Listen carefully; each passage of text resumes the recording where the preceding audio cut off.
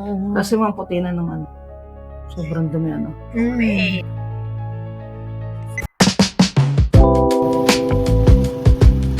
Kailan mo huli na-check kung maayos pa yung mga mata mo?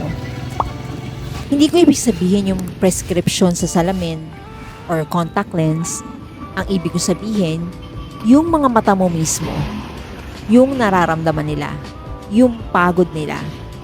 Kasi sa totoo lang, hindi ko ito iniisip dati. Hanggang sa sinubukan ko ito. Until I discovered eye spa dito sa Lipa City. Part siya ng Yashita Spa and Aesthetics Clinic dito sa Lipa. Nakita ko lang to sa ads nila at naisip ko, ano ba tong eye cleaning? Paano nililinis yung mga mata? May mangyayari ba sa paningin ko? Nagkaroon para kayo ng appointment. Opo. Ano pong ano nyo? Grado mo? 450 po. 450. Na-curious ako, meron pa na palang spa para sa mga mata. So nag-message ako sa page nila at nagpa-schedule ako at accommodating naman yung eye specialist nila. So curious ako, gusto ko malaman ano ba yung makikita niya sa mga mata ko? Ano ba yung mga, gaano ba to kadumi na? Diba? Dahil sa lahat ng mga pagod, yan, na naranasan niya. Just so you know, teenager pa lang ako, malabo na talaga yung mata ko. Actually, ngayon, I'm turning 40 at ngayon, nasa 450 over 475 yung grado ng mata ko. Ganun kataas.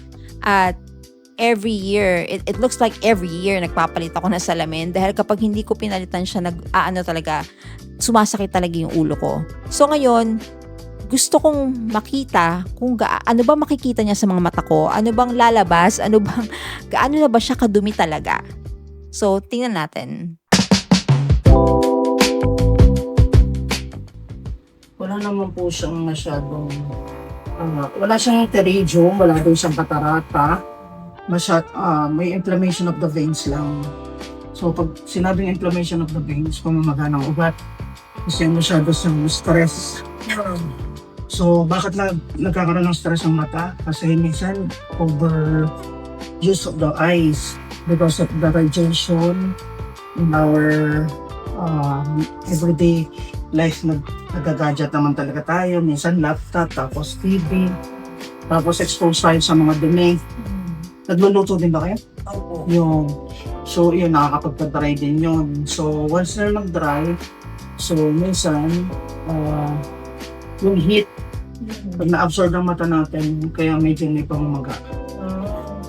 Pero so far, hindi naman siya, wala kang katarata, wala kang, medyo as in talagang pagalang yung mga ugat. May inflammation, tawag ito na inflammation of the veins. Saka yun nga, yung sobrang stress. Nasa 90% yung stress ng mata. Siguro dahil hindi pa rin po matutulog. Yun, pagdaling ka sa panggabi. Oo, pero nagising naman po ako ng mga bandang siguro alas 5. Alas 6, gano'n. So meron tayong ipapatak dito na herbal bath. Meron siyang healing component. So ang pinakamaganda dito, yung healing component niya, siya yung magtatanggal ng mga pamamaga ng ugat, ng inflammation of the veins. Okay? So ang pinaka-the best pa dito, meron din siyang yung dumi niya, yung mga dumi ng mata, hinihigop niya. Kaya mamaya makukuha naman natin. So ito. Kaya ito.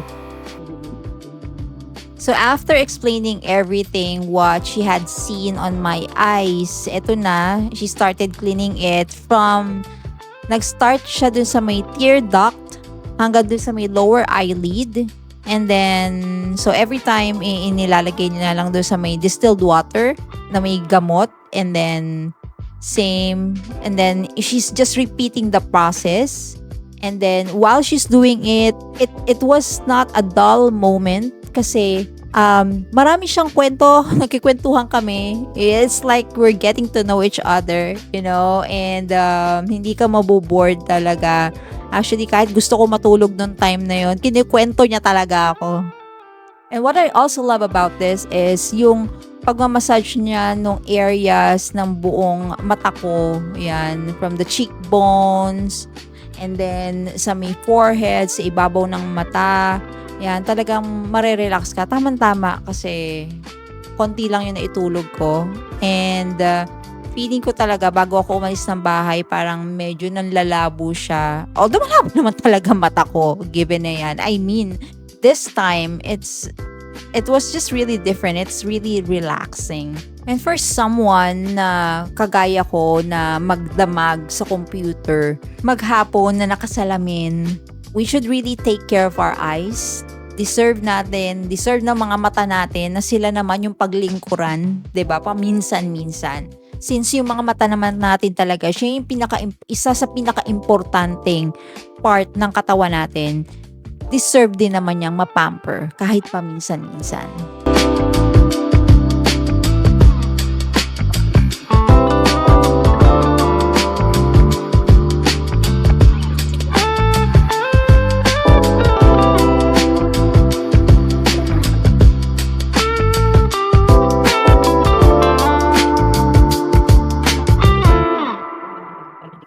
So finally, natapos na kami at ang sarap talaga sa pakiramdam na massage, na nalinis yung mga mata ko.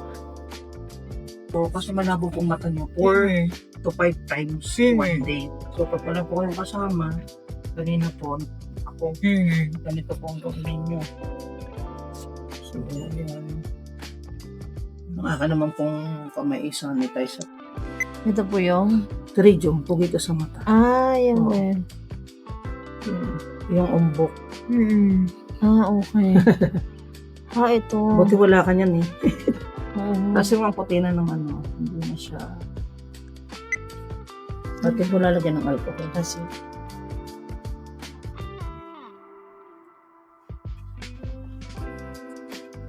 ito niyo po. Nagre-react siya.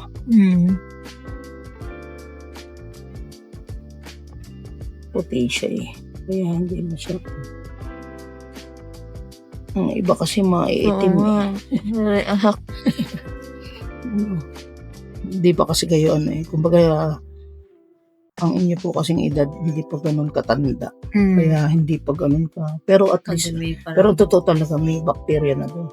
Kaya May bacteria na siya. kasi siya eh. Nag-react din siya eh. Yan yung palakuha sa ina. Yan mo yung sa ina eh. Yan nga yata yung nakita ko sa yan. basic. Sobrang dumi. Basic.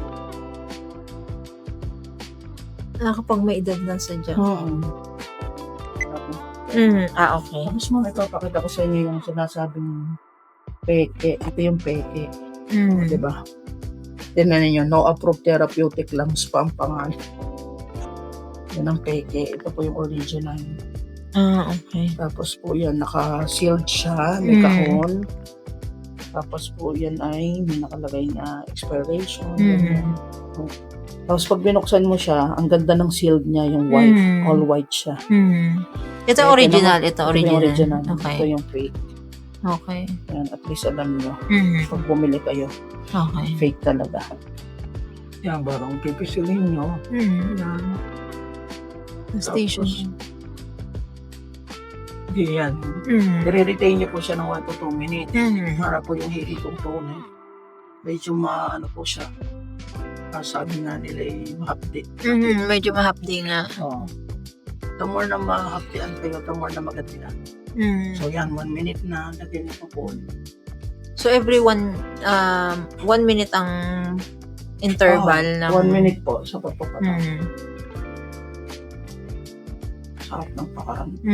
Tapos every ilang oras? Ngayon po yan, every 4 hours ang Every 4 hours. Wow! Tarap. Parak ka. May pa. Napaka-importante talaga ng mga mata natin. Hindi lang siya ginagamit para makakita, pero kailangan din natin siya pangalagaan. And we listen to our body. We take care for ourselves.